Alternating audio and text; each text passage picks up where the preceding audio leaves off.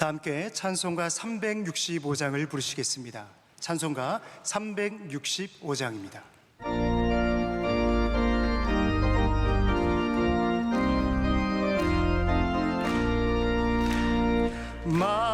마음속에 근심 있는 사람 주 예수 앞에 달려오라. 슬픈 마음 있을 때라도 주 예수께 아뢰라.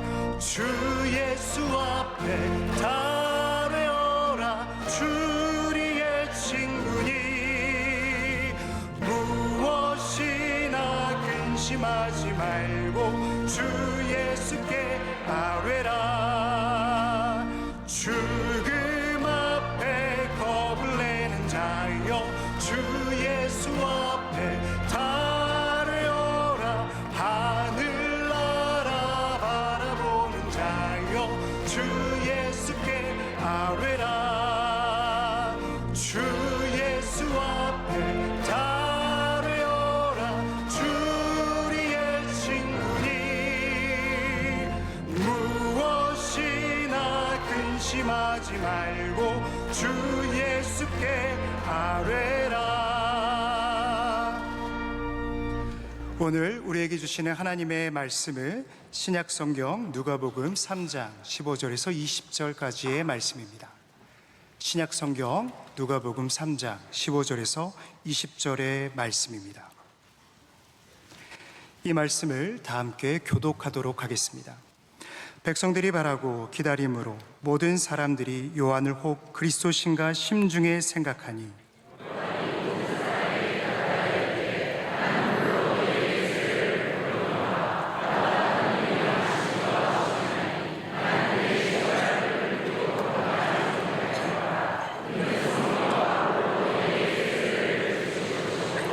손에 키를 들고 자기의 타작마당을 정하게 하사 알곡은 모아 곡간에 들이고 쭉정이는 꺼지지 않는 불에 태우시리라.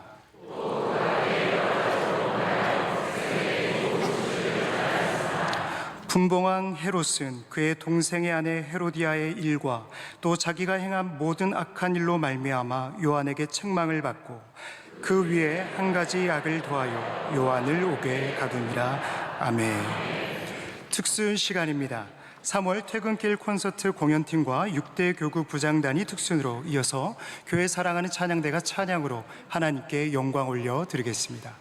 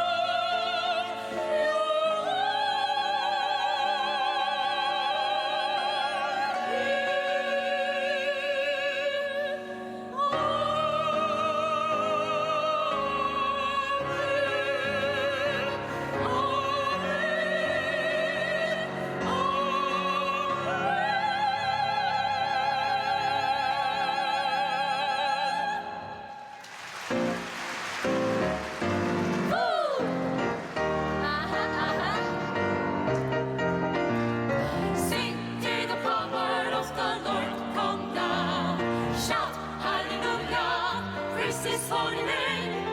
Sing till the power of the Lord come down. Shout hallelujah, praise His holy name. 자비로운 주 하나님 날 구원하셨네. 잃었던 생명 찾았고 광명을 얻었네. Jesus, Jesus, how I love Thee. Shout hallelujah, praise His holy name. Holy Jesus, praise His name. Oh hallelujah, praise His holy name. Hallelujah. Holy Jesus, praise His name. Oh hallelujah, praise His holy name. Holy Jesus, praise His name. Oh hallelujah, praise His holy name.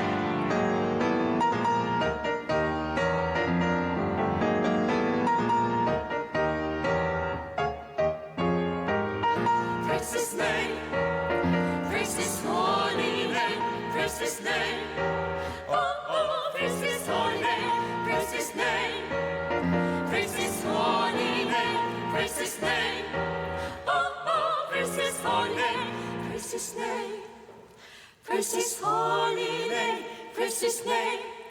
Oh, oh, praise His holy name, praise His name, praise His holy name, praise His name. Oh, oh, praise His holy name, praise His name, praise His holy name, praise His name. Oh, oh, praise His holy name.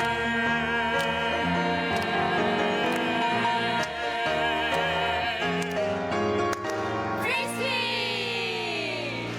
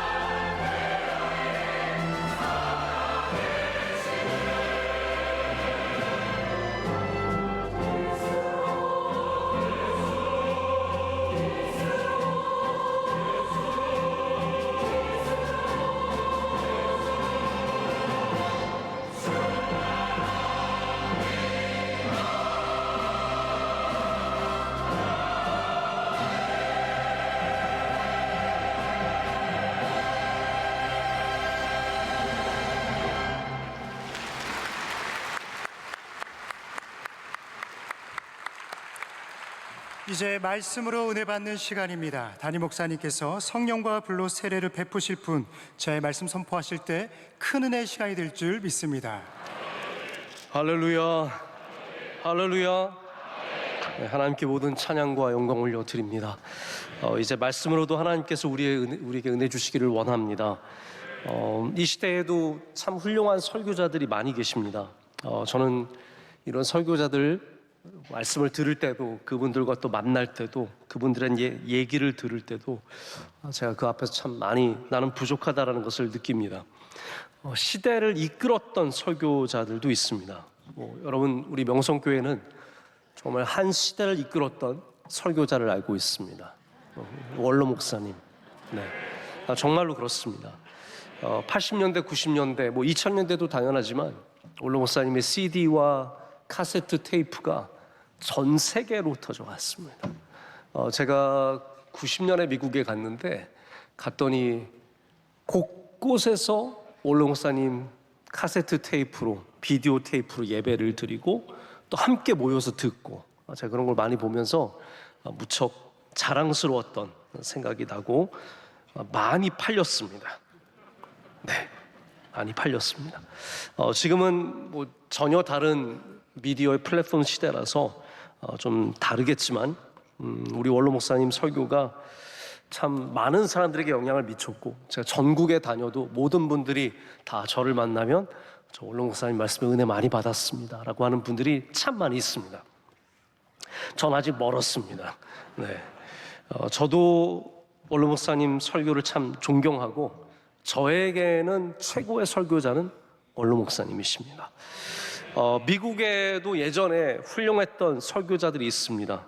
지금은 돌아가셨지만 팀 켈러 목사님이라든지, 또 제가 개인적으로 좋아하는 설교자들이 있습니다.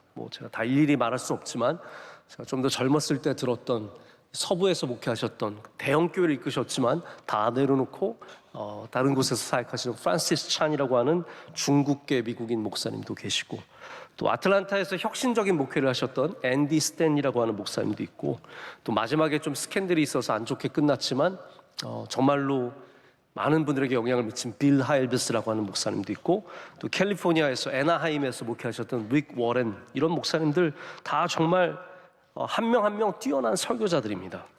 그러면 예수님 당시에 가장 훌륭한 설교자는 누구였냐면 세례 요한입니다.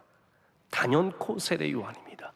세례 요한은 우리가 지금 예수님을 알고 있고 역사가 지나갔고 성경을 알고 있기 때문에 우리가 다 세례 요한을 약간 좀 깔보는 경향이 있어요.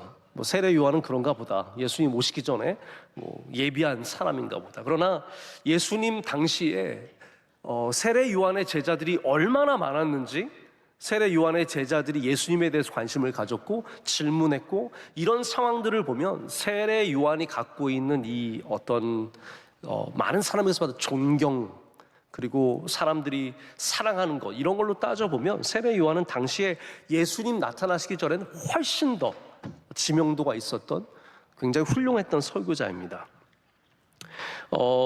그 세례 요한이 오늘 예수님께서 어떠한 분이신지를 우리에게 말해주고 있습니다. 그래서 1장부터 지금까지 여러분께서 계속해서 누가복음의 말씀을 저와 함께 나누셨다면 이해하실 거야. 누가복음의 처음은 예수님이 어떤 분이신지를 다른 입으로 고백하는 것입니다. 그래서 안나의 입으로, 여러 사람의, 시몬의 입으로, 다른 사람들의 입술을 통해서 예수님이 어떠한 사명을 갖고 오시는지, 어떠한 일들을 하시는지를 우리에게 구체적으로 다양하게 보여주고 있는데, 이게 이제 누구 차례냐면 세례 요한 차례라는 거예요. 세례 요한이 예수님은 이런 분이시다라고 오늘 우리에게 소개하고 있습니다. 세 가지를 소개합니다. 먼저 예수님은 능력의 주님이십니다. 할렐루야. 예수님은 능력을 갖고 계세요. 세례 요한도 능력이 있습니다. 그러나 그것은 자기의 능력은 아니에요. 하나님이 주신 능력입니다. 그러나 예수님은 능력의 오리진, 바로 능력의 근원이 되시고 세례 요한과 비교할 수 없는 능력을 갖고 계신 분이시다라는 것을 말하고, 또한 그 예수님께서 이제는 성령과 불로써 세례를 줄 것이다. 자, 여러분, 세례 요한은 지금 뭐로 세례를 주고 있습니까? 물로 세례를 주고 있습니다. 세례 요한의 한계는 여기까지입니다. 세례 요한은 예수님이 주시는 성령과 불의 세례를 줄 수 없습니다. 그래서 나와 전혀 다른 차원의 세례를 주실 것임을 말해주고 있고, 마지막에 또 중요한 것은 뭐냐면 예수님께서 마지막 날의 타작마당에서 알곡과 쭉정이를 정하게 하시는, 구별하시고 그 후에 쭉정이는 다 불로 태워버리시는 심판의 주로 또한 오실 것임을 우리에게 말씀해 주고 있습니다. 오늘 본 말씀의 시작은 요한이 영적인 지도자로서 세상과 사람들 모두에게 지대한 영향을 미치고 있음을 우리로 짐작하게 합니다. 마태복음 3장 5절을 보면 뭐라고 되어 있냐면, 이때에 예루살렘과 온 유대와 요단강 사방에서 다 그에게 나왔다. 그가 누구냐면 세례 요한입니다. 그 정도로 사방에서 세례 요한을 보기 위해서, 그에게 세례를 받기 위해서, 그의 말씀을 듣기 위해서 사람들이 몰려왔다는 것을 말하고 있습니다. 여러분, 대단한 설교자였다라는 거예요. 사랑받고 존경받고 사람들이 따르는 설교자였습니다. 여러분, 이게 다 따라오는 게 쉽지 않습니다. 설교자로서 훌륭한 설교를 하실 수 있는데 엄청 졸린 분이 있습니다. 그렇죠? 왜 없어요? 너무너무 훌륭해요, 설교가. 그러나 10분만 듣고 있으면 하나님과 하나 되는 경험을 하는, 하늘에 다녀오는 경험을 하는.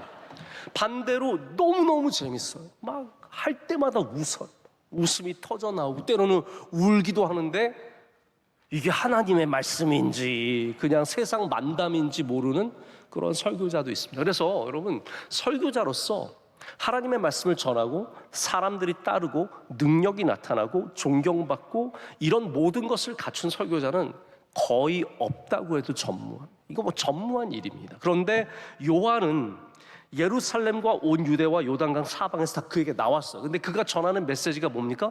회개하라예요. 여러분, 회개하라라고 그러고 이렇게 날카로운 메시지를 전하고 나중에는 헤롯에 대한 이야기도 하다가 결국 옥에 갇히는 건데, 이런 사람이 수많은 사람들이 따를 수 있느냐? 이게 절대로 쉬운 얘기는 아니라는 거예요. 여러분, 유명하고 인기 있으면 놓치는 부분들이 분명히 있습니다. 그런데 요한은 그렇지 않았습니다. 그래서 단순한 과장이 아니라 요한은 당시에 종교적인 운동, religious movement를 실행한 사람입니다. 수많은 사람들이 구름대처럼 몰려와서 그의 설교를 들었고, 그의 메시지 안에는 회개 촉구 안에 응답했고, 요단강에서 그가 베푸는 세례에 많은 사람들이 참여하게 됐습니다. 야, 나도 세례 요한한테 한번 세례 받았으면 좋겠다. 요한한테 한번 세례 받았으면 소원이 없겠다. 이런 마음들이 모두에게 있었다는 겁니다. 그래서 유대 사회에서 강력한 영적 운동을 일으킨 사람이 세례 요한입니다. 그래서 오늘 말씀의 처음에도 나오지만 이 운동이 무브먼트예요. 여러분, 이 부분에 대해서도 언젠가 좀 말씀을 드려야 되는데, 운동은 조직이 아닙니다. 우리나라 사람들은 무슨 새마을 운동, 그리고 회장이 누구냐, 총무가 누구냐 이렇게 물어보잖아요.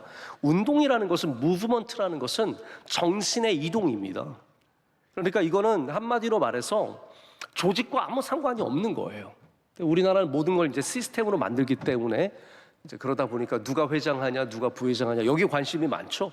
이 영적 운동은 한마디로 전혀 그런 시스템이 없는, 오직 은혜 받고자 하는, 정화할 모든 것, 우리의 죄를 고백하고 세례받고 하나님 앞에 바로 서기 위한 강력한 운동이었습니다. 이게 얼마나 강했냐 하면 사람들이 혹시 이분이 메시아가 아닐까, 세례 요한을 가리켜 이분 메시아 아닐까. 여러분, 웬만큼에서 사람들이 이런 생각은 안 합니다. 이분이 메시아일까? 그거 대단한 메시지를 갖고 있었기 때문에, 영적인 힘을 갖고 있었기 때문에 그런 얘기가 나왔어요. 근데 이걸 심중에 생각한다고 하는데, 제가 한 주석을 보니까 이 심중이라는 것이 사람들이 마음속에 저분 메시아 아닐까 이렇게 생각한 게 아니라는 겁니다. 이 심중이라는 말은 사람들끼리 모여서 논의했다라는 거예요. 여러 사람들이 모여서, 야, 세례 요한 메시지 들어봤어? 요한의 사역에 한번 가서 본 적 있어? 그분 메시아 아닐까? 그분이야말로 우리를 구원하러 오신 메시아가 아닐까? 이런 심각한 얘기들이 서로 오갔을 정도로 요한이 강력한 영적 지도자로서 부상을 한 겁니다.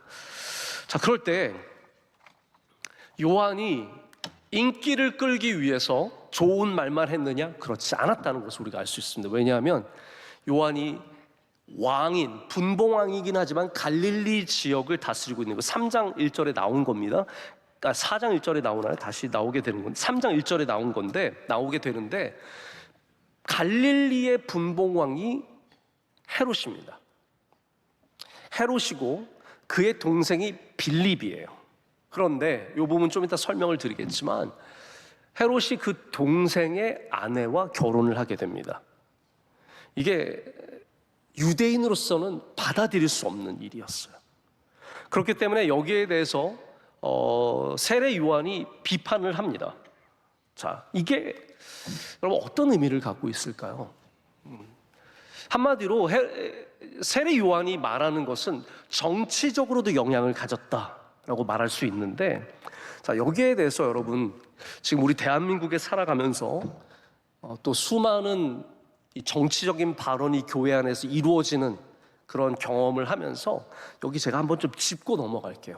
괜찮으세요? 자, 이 부분을 좀 짚고 넘어갈게요. 교회에서 이런 정치적인 발언을 해도 되느냐? 자, 어떻게 생각해요? 손들 한번 들어볼까요? 자, 된다, 안 된다. 어떻게 생각하십니까? 자, 여기에 대해서 제가 먼저 말씀드리기 전에 정교 분리를 먼저 말씀을 드릴게요. 정교 분리. 이게 뭡니까? 정치와 교회는 분리되어야 한다. 라는데 이거를 잘못 이해하는 것 같아요. 정치와 교회가 분리되어야 한다는 뜻이 아니라 정치 활동과 교회가 분리되어야 한다라고 생각하시는 게 더 좋을 것 같습니다. 왜냐하면 정교 분리를 마치 교회는 정치에 대해서 아무 얘기도 해서는 안 된다. 제가 여러분 아시겠지만 정치에 대해서 뭐라고 얘기하는 거 있나요? 없잖아요. 그렇죠? 있었어요? 저도 모르게 말한 적이 있을지 모르겠지만 저는 정치에 대해서 거의 얘기하지 않습니다. 하지만 이게 중요합니다. 교회는 정치에 대해서 말할 수 있어야 합니다.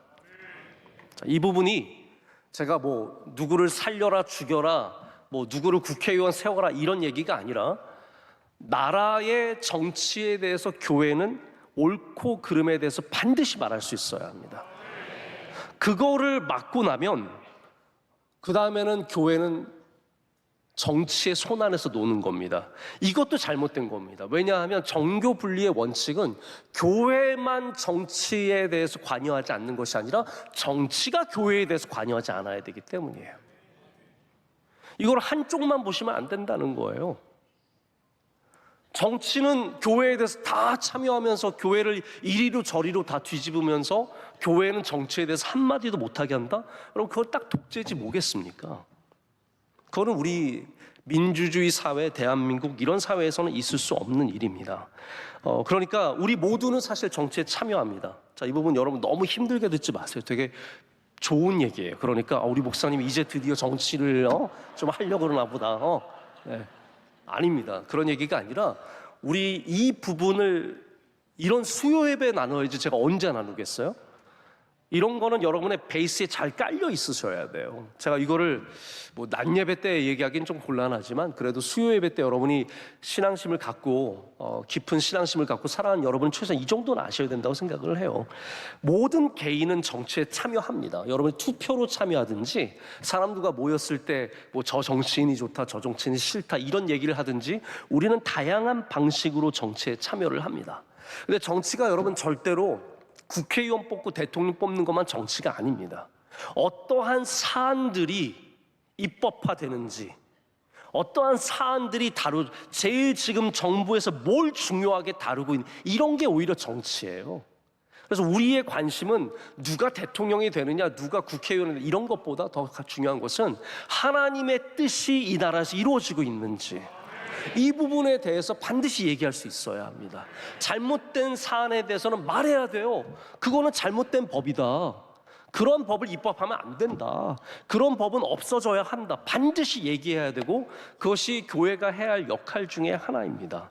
다만 정교 분리는 어떤 의미냐면 정부는 나라는 그것이 어떤 형태이든 간에 종교를 지배해서는 안 된다는 것이고 종교도 국가 권력을 직접 행사하지 않겠다라는 겁니다. 한마디로 말해서 이란은 정교 분리가 되지 않았습니다. 왜냐하면 최고 종교 지도자가 국가 원수였습니다. 이런 게 제일 잘못된 일이에요. 이거는 절대적으로 해서는 안 되는 일입니다. 이란이 자유했습니까? 안 되는 거예요. 이스라엘의 지금 가장 큰 문제 중에 하나도 뭐냐면, 이거 너무 할 얘기가 많은데 이렇게 되면, 이스라엘의 가장 큰 문제 중에 하나가 뭐냐면 정통 유대인들, 아주 스트릭트한 주이시들이 어떤 쿠아타를 받고 국회의원으로 자리에 앉아 있습니다. 그렇게 되니까 국회에서 캐스팅 보드를 갖게 돼요. 이쪽 파와 저쪽 파가 서로 나눠지고 있을 때 이 정통 유대인들 몇 명 안 되지만 이 사람들이 누구 편에 드느냐에 따라서 이 방향이 달라지는 거예요. 그러니까 정통 유대파들이 너무 큰 힘을 갖고 있고, 그러다 보니까 이스라엘도 잘못된 방향으로 갈 때가 많은 겁니다. 저는 그런 면에서 직접 권력을 행사하는 것은 정교 분리에 위배된다라고 생각을 합니다. 그래서 교회는 정치적인 발언을 하면 안 된다가 아니라 교회는 무슨 말이든 할 수 있습니다. 여러분, 우리 프리덤 오브 스피치를 믿지 않습니까? 발언의 자유가 있는 거 아닙니까? 그렇잖아요. 제가 여기 올라와서 정부의 눈치를 실실 보면서 제가 설교하면 여러분 좋겠어요? 물론 이상한 헛소리를 해도 안 되겠지만, 그렇다고 해서 정치와 정권의 눈치를 보면서 설교하는 것도 하나님의 뜻에 어긋나는, 하나님만 의식하고 설교해야죠. 그렇기 때문에 교회가 정치적인 발언을 해서가 안 된다가 아니라 이거는 정치 집단이 되는 것의 문제입니다. 그거는 안 된다는 거죠. 자, 중세의 정교 분립은 그런데 조금 다릅니다. 지원금과 관련이 있습니다.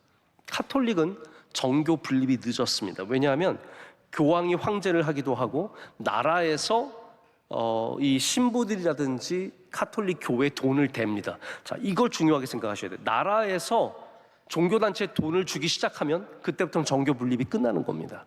만약 우리 명성교회가 정부의 돈을 받아서 제가 월급을 받는다, 그거는 정교 분립에 위배되는 사안이 되는 겁니다.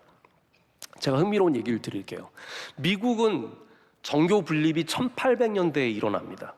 그 전까지는 예를 들어서 초대 총독, 매사추세츠의 초대 총독이 존 윈스트롭이라고 하는 사람인데, 이분은 정치인이에요. 총독이에요. 그런데 그 사람의 꿈이 무엇이었습니까? 그 땅에 하나님의 나라를 세우는 게 꿈이었어요. 그분은 그래서 실제로 종교 재판을 하기도 했습니다. 성경 공부를 가르치느냐 마느냐 이런 것까지 다 관여할 정도로 굉장히 깊숙이 종교에 참여하는 분이었어요. 정교 분립이 안 된 거예요. 그런데 1800년대 초반부터 정교 분립이 일어나면서 교회와 정치는 전혀 별개의 것이 되었습니다. 자, 이게 미국에 도움이 된 거예요. 마크 놀이라고 하는 미국 교회사의 가장 중요한 학자가 있는데, 오늘 여러분 어디서도 들을 수 없는 얘기를 들으시는 거예요. 마크 놀이 뭐라고 캐나다 미국 교회사를 쓰셨는데, 이분이 캐나다는 별로 다룰 게 없어서 많이 안 써요. 그런데 중요하게 다루는 부분이 이거예요. 미국은 종교 분립이 일찍 일어나면서 교회가 부흥하기 시작했다는 거예요. 나라에 기대하지 않아요. 네? 뭘 바라는 게 없어요. 나라한테 원하는 것도 없고, 나라가 예를 들어서 이거 통과시켜, 이거 빨리 목사들 가서 정하게 해서 사람들에게 이러한 분위기로 끌고 가게, 그런 거 없어요. 나라가 그렇게 할 수 없습니다. 목사들을 움직여서 자기네 마음대로 법을 만들고 이런 건 불가능한 겁니다. 그렇기 때문에 일찍부터 미국 교회들은 자기 스스로 부흥하기 위해서 노력하고 기도하고 하나님의 은혜를 구했습니다. 근데 캐나다는 종교 분립이 1900년대 중반에 일어납니다. 엄청 뒤에 일어난 거예요. 그때까지는 교회가 정부로부터 지원도 받고 목사들이 정부에서 주는 지원금 월급을 받기도 했다고요. 그러니까 별로 노력을 안 해요. 그래서 캐나다 교회, 개신교, 기독교가 발전이 엄청 뒤졌습니다. 미국 교회에 비해서 캐나다 교회는 부흥하지 못했습니다. 그 여러 이유가 있겠지만 그 이유 중에 하나가 뭐냐면 정교 분립이 늦게 일어난 거예요. 자, 우리는 정부의 간섭을 받아서도 안 되고, 반대로 우리가 정부가 되어서도 안 됩니다. 중요한 거는 우리는 하나님의 메시지를 선포해야 된다는 거예요. 자, 요한을 보십시오. 요한이 정교 분립이니까 왕에 대해서 아무 말도 하지 않고 좋은 얘기만 하고 그리고 끝냈습니까? 아닙니다. 헤롯이 헤로디아 이 빌립 동생의 아내를 취했을 때 거기에 대해서 요한은 그의 영향력으로 거기에 대해서 설교를 했고 그로 인해서 헤롯이 그를 옥에 가둡니다. 나중에 어떤 일이 생기죠? 헤로디아가 요한이 미워 죽겠는 거예요. 제가 여러 말 하지 않겠습니다. 하여튼 왕비가 위험하고 이런 게 있습니다. 네, 잘해야 돼요. 헤로디아가 헤롯은 요한을 죽일 생각이 없었어요. 왜냐하면 성경에도 나와 있는데 그리고 요세푸스의 역사책에도 나와 있습니다. 헤롯은 요한을 죽이는 것은 굉장히 위험한 일이다. 이거는 밀란이 일어날 수도 있고 여러 가지 위험한 일이 생길 수 있기 때문에 정치적으로 판단해서 안 된다고 생각했는데 헤로디아가 못 살겠는 거야. 저거 죽여 좀 주세요. 안 되니까 어떻게 합니까? 딸 살로메에게 핑계를 대서 살로메 너 뭘 원하냐 그랬더니 여러분 딸이 무서워요. 요한의 목을 원하나이다. 무슨 공주는 원래 그런 거 아니잖아요. 공주는 원래 예쁘고 착하고 어디 다니다가 머리카락 어디 걸리고 뭐 이런 신발 하나 놓고 오고 뭐 이런 게 공주인데 이 공주는 막 춤추다가 요한의 머리를 원하나이다 그래가지고 요한이 목이 베이지 않습니까?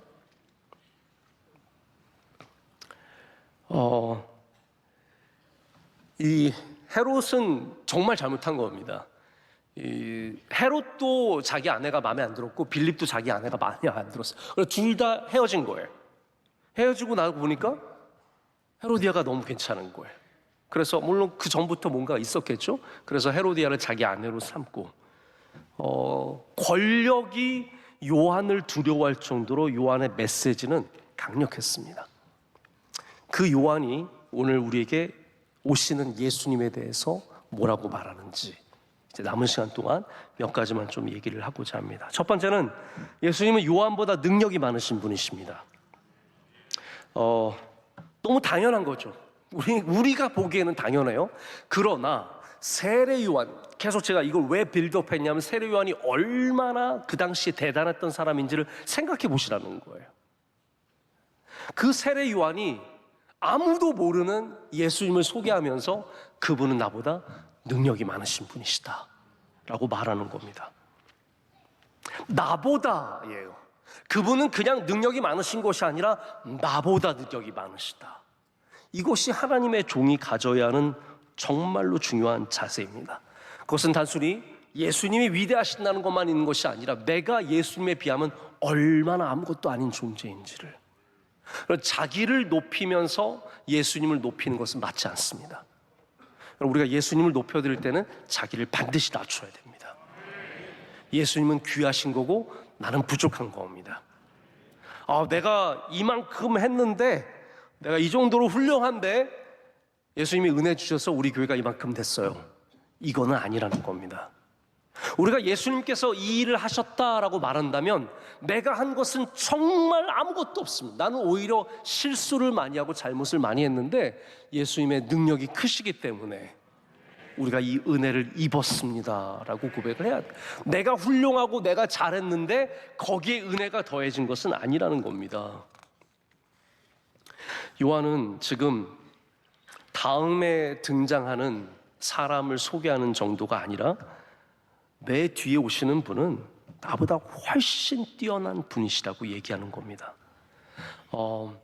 제가 어렸을 때 이제 재미있게 보는 것 중에 하나가 권투 시합이나, 저는 권투 시합을 많이 봤습니다. 왜냐하면 원로 목사님께서 그걸 보셨기 때문에. 우리 TV가 집에 2대 있는 집이 어디 있습니까? 딱 하나밖에 없는 거예요.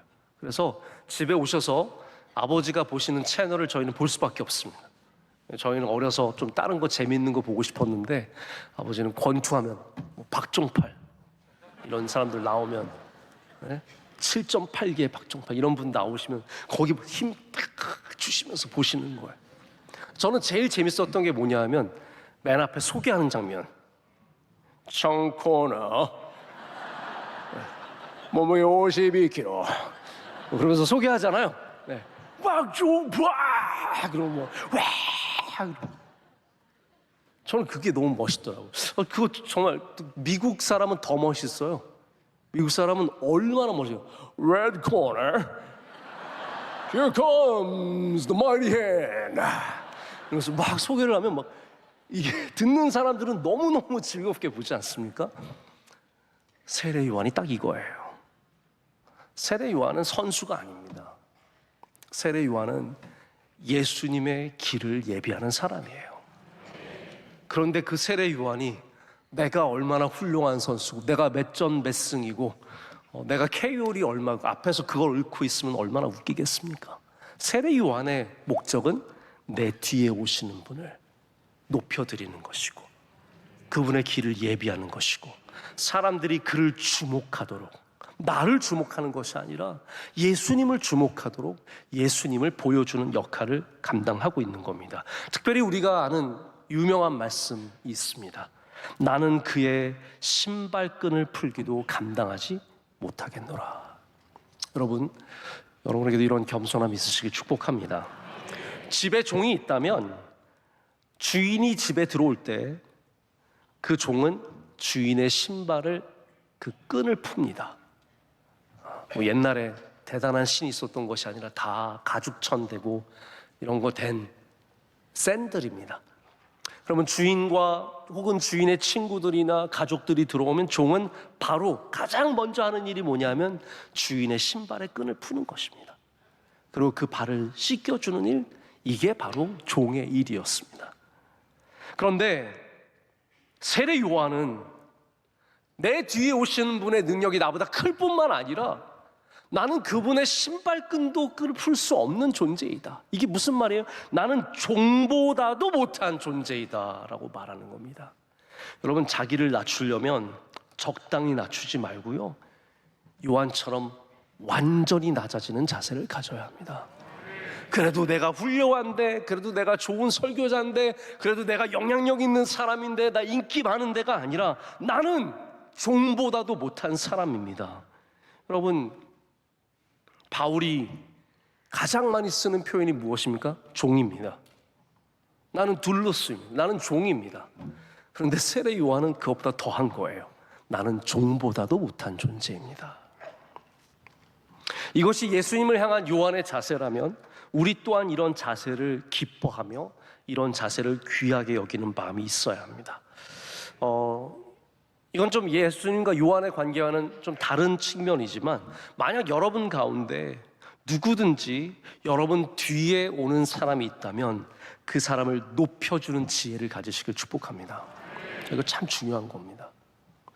여러분 뒤에 누군가가 온다, 그럼 그 사람을 높여줘야 합니다. 사람은 다 그렇습니다. 은연히 내 뒤에 오는 사람은 나보다 못하기를 원하는 겁니다. 대통령은 후임자가 못하기를 원합니다. 내가 더 잘하기를 바랍니다. 후임자는 전임자의 흔적을 지웁니다. 대부분의 나라와 조직이 다 이 사이클로 지나갑니다. 심지어는 교회도 여기에서 별반 다르지 않습니다. 전임 목사는 자기가 더 잘한다라는 말을 듣고 싶어 하고, 후임 목사가 못하면 너무 재밌어, 고소해, 나는 훌륭하고 내가 훨씬 더 설교도 잘했고, 내가 훨씬 더 목회도 잘했고, 내가 훨씬 더 교인도 잘 돌봤고, 내가 훨씬 더 기도도 능력 있고. 또 후임자는 전임자의 부족한 면들을 다 들춥니다. 옛날 기록까지 다 샅샅이 해가지고 이거 보십시오, 옛날 목사님은 이렇게 했는데 전 이렇게 합니다. 서로 자기가 더 훌륭하다고 하다가 결국은 교회에 온갖 문제들이 생기는 겁니다. 여러분, 여기 지혜로운 자세가 있습니다. 요한이 예수님을 높여주시듯이 서로를 높여주는 주님의 백성들 되시길 축복합니다. 여러분 전에 했던 사람을 높여주십시오. 귀하다, 훌륭하다, 나보다 훌륭하시다. 여러분 뒤에 오는 사람 잘한다고 칭찬해 주십시오. 그러면 아무 문제가 없습니다. 다음에 반주자가, 지휘자가, 다음에 장로님이, 권사님이, 위원장이, 부장이 바뀔 때마다 서로 이런 축복을 해준다면 얼마나 좋겠습니까?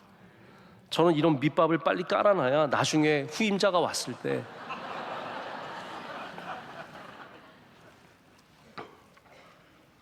자, 여기에 대해서 길게 얘기하지 않겠습니다. 요한이 보여주는 이 귀한 자세, 여러분에게 있기를 축복합니다. 요한이 또한 말하는 것은 예수님은 성령과 불로 세례를 베푸신다라고 말합니다. 여러분, 예수님이 세례를 받으실 때 성령이 임했습니까? 안 했습니까? 임하셨습니다. 저는 질문이 아니에요. 아시죠? 저는 질문을 한 다음에 못하는 그 약간 어색한 시간을 원치 않습니다. 저의 질문은 그냥 말을 하기 위한 수단일 뿐입니다. 예수님도 세례를 받으실 때 성령의 임재를 받았습니다. 자, 그러면 요한의 세례에 성령의 임재가 있어요, 없어? 있습니다. 대답을 원치 않습니다. 네, 있습니다. 그럼 왜 예수님은 성령과 불이겠습니까? 세례는 성령이 임재하시는 놀라운 시간입니다. 그것은 요한이나 예수님 때나 변치 않는 겁니다. 그러나 다른 게 있어요. 요한은 물로 세례를 주었지만 예수님께서는 성령과 불로 세례를 주십니다. 형식적인 세례가 아니라 정말로 하나님의 영이 임하시는 놀라운 세례일 뿐만 아니라 불입니다. 자, 물은 우리를 깨끗하게 하는 그러한 상징입니다. 그런데 성경을 보면, 구약 성경을 보면 특별히 불도 우리를 깨끗하게 하는 상징입니다. 그래서 불로 세례를 준다는 것은 뭐 뜨겁게 임한다는 뜻이 아니라 우리를 정결하게 하신다는 의미예요. 대신에 도구가 다릅니다. 예수님께서는 불로 우리를 깨끗게 하십니다. 자, 구약 성경 생각해 보세요. 하나님께서 떨기나무에 임하실 때 뭐로 임하셨습니까? 불로 임하셨습니다. 불기둥으로 백성들과 함께 하셨습니다. 번제의 제물을 태우는 것은 불입니다. 그래서 이 모든 것들은 거룩함이라고 하는 것을 갖고 있습니다. 하나님의 임재, 하나님의 불기둥, 번제의 불, 모든 것은 다 거룩한 것인데, 거룩함은 구별됨이며 깨끗함입니다. 또한 불순물을 태워서 금과 은을 얻는 것 역시 불입니다. 그래서 성령과 불로 세례를 주신다는 것은 하나님의 영으로 우리를 깨끗하게 하신다는 겁니다. 여러분, 예수 그리스도의 성령과 불의 세례 받으시길 축복합니다. 자, 그것이 우리한테 임할 때 우리는 주님께서 기뻐하시는 거룩한 사람들, 깨끗함을 입은 사람들이 된다는 겁니다. 이것이 바로 참된 세례이며 그냥 물이 주는 세례의 한계를 뛰어넘는 예수 그리스도의 하시는 일들입니다. 주님께서 오늘 여러분에게도 성령과 불의 세례를 주시기를 원합니다. 이것은 우리가 그냥 물의 세례를 받는 것과 또 다른 것이에요. 물의 세례는 한 번만 받으면 됩니다. 그러나 예수님께서 주시는 성령과 불의 세례는 날마다 주님 앞에 받아야 합니다. 이 세례를 사모하시길 축복합니다. 자, 말씀을 빨리 맺기 위해서 여기까지 힘들게 힘차게 왔습니다. 자, 마지막 부분입니다. 근데 여기 또 다른 불을 얘기합니다. 이 불은 어떤 불이냐면 심판하시는 불입니다. 그래서 불이 두 종류입니다. 하나는 우리를 깨끗하게 하시는 것이고 또 하나는 심판하시는 불이 있습니다. 예수님은 타작마당에서 결국 우리를 심판하실 거다라고 말씀하고 있습니다. 여러분, 제가 타작마당에 대해서 여러 번 말씀을 드린 적이 있기 때문에 기억하시겠지만, 이 타작마당은 예배의 자리이며 하나님의 심판의 자리입니다. 타작마당에 예수님께서 키를 들고 나타나셔서 거기서 알곡과 쭉정이를 가르십니다. 근데 제가 이 표현이 참 흥미로웠어요. 정하게 하신다. 알곡과 쭉정이를 가르는 것을 예수님께서 정하게 하신다라는 표현을 씁니다. 정한다는 게 뭐예요? 깨끗하게 하신다. 우리를 깨끗하게 하시는 방식이 뭐냐 하면 우리에게서 알곡과 쭉정이를 분리하시는 일이 우리를 깨끗하게 하는, 정결하게 하시는 일이라는 겁니다. 이게 무슨 말입니까, 여러분?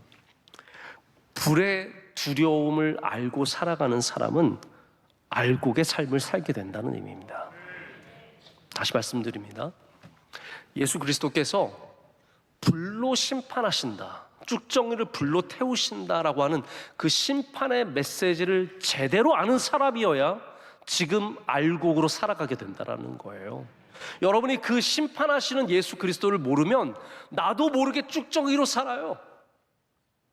하나도 열매도 없이 가벼움만 갖고 사람들에게 바람에, 세상의 바람에 이리 휩쓸리고 저리 휩쓸리고 바람만 불면 온 세계로 흩어져 나가는 쭉정이로 사는데, 그 심판의 예수 그리스도를 모르면 다 그렇게 살아간다는 겁니다. 여러분, 오늘 이 불의 두려움을 아시고 알곡이 되시길 축복합니다. 마지막 타작마당에 예수님께 서셨을 때 여기 계신 모든 여러분들은 다 알곡으로 깨끗함을 얻으시길 축복합니다. 저 여기 좀 그렇지 않습니까? 예수님은 사랑이신데, 네? 예수님이 사랑이신데 왜 우리를 불에 태우실까? 좀 이상하지 않습니까? 여러분, 사랑이신 예수님께서 지금도 우리를 주님의 손에 올려놓고 우리를 바라보고 계십니다.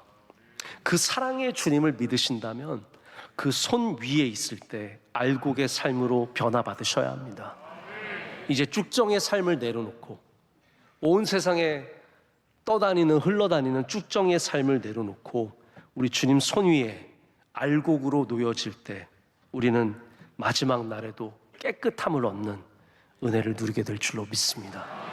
이 오시는 예수님의 말씀을 두려운 마음으로 받아들이시고 여러분 모두가 주님의 은혜 속에 알곡으로 살아가시기를 축복합니다. 우리 이제 찬양하고 또 기도하는 시간 잠시 갖도록 하겠습니다.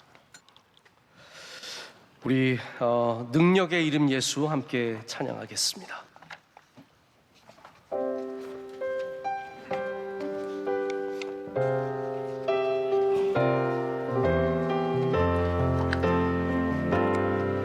능력의 이름 예수, 능력의 이름 예수, 권능의 이름 예수, 모든 강력을 파하는 예수, 생명 되신 다시 한번 하면 능력의 이름 거룩한 이름 예수, 빛을 주는 예수, 모든 이름 위에 뛰어난 예수, 생명 되신. 한번 기도하겠습니다. 이 시간 기도할 때 주님, 우리 주님의 이름을 사모합니다. 주님의 그 위대하신 이름을, 아름다우신 이름을, 우리 가운데 능력으로 오시는 예수님의 이름을 참 사모합니다. 오늘 더욱더 주님의 이름을 붙잡고 주님의 능력을 사모하며 주님이 주시는 은혜로 살아가는 주의 백성들 되게 하여 주시옵소서. 우리의 마음을 이 시간 낮추게 하여 주셔서 주님을 귀하게 여기는 믿음을 허락하여 주시오며 오시는 예수 그리스도를 찬양하는 믿음 허락하여 주시옵소서. 우리 잠시 묵상하듯이 기도하도록 하겠습니다. 주님의 이름을 묵상하면서 기도하겠습니다. 하나님 아버지 감사합니다. 우리의 이름을 좀 축복하여 주시옵소서.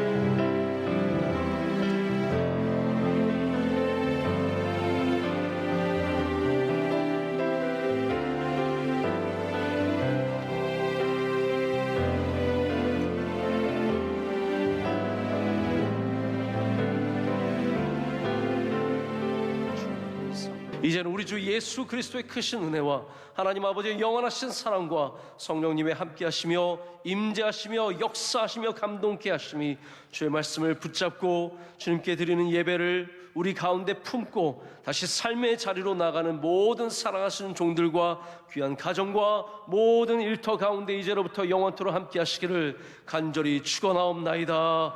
아멘.